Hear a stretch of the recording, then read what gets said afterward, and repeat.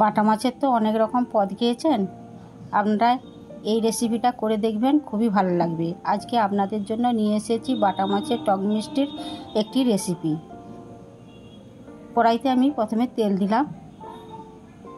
তেলটা গরম হতে এখানে আমি বাটা মাছগুলো নুন হলুদ মাখিয়ে রেখেছি, এবার আমি তেলের উপর দিয়ে দিলাম ভাজতে। এবার ভাজা হচ্ছে, এবার আমি চলে আসবো শিলেতে এর মশলা করার জন্য।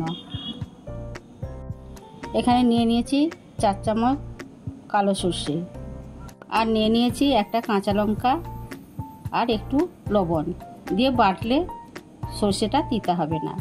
এটা আপনারা মিক্সিতেও পেস্ট করে নিতে পারেন, তবে শিলে বাটলে তার তরকারিটার স্বাদই আলাদা হয়। এবার আমি আমগুলোকে একটু থেঁতো করে নেব, কাঁচা আমগুলো এইভাবে থেঁতো করে নিচ্ছি। আমার থেঁতো করা হয়ে গেছে, এবার আমি একটি বাটিতে তুলে নিলাম।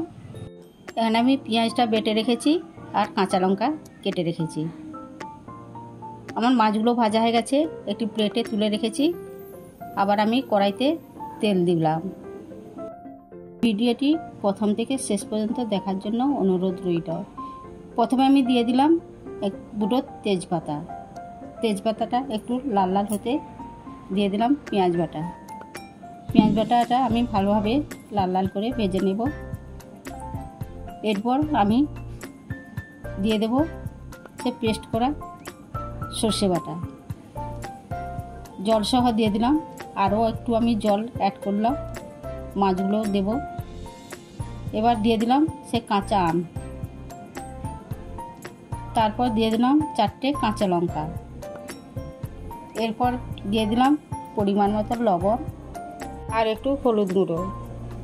নতুন বন্ধুদের জন্য রইল সাবস্ক্রাইব করা অনুরোধ, আর পুরানো বন্ধুদের জন্য রইল ভালোবাসা। এখানে দিয়ে দিলাম 1 চামচ চিনি।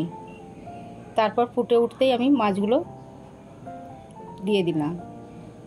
এই অতিরিক্ত গরমে বেশি মশলাযুক্ত খাবার না খেয়ে এই রেসিপিটা করে খাবেন, খুবই ভালো লাগবে।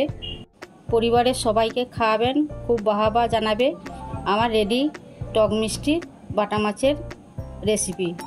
এটি খুব সহজেই বানানো যায়। এটি বাড়িতে অবশ্যই ট্রাই করে দেখবেন। এটি গরম ভাতের সঙ্গে খাবেন, খুবই অসাধারণ লাগে। আমার ভিডিওটি ভালো লাগলে লাইক কমেন্ট শেয়ার করবেন। সুস্থ থাকুন, ভালো থাকুন, দেখা হচ্ছে পরের ভিডিওতে।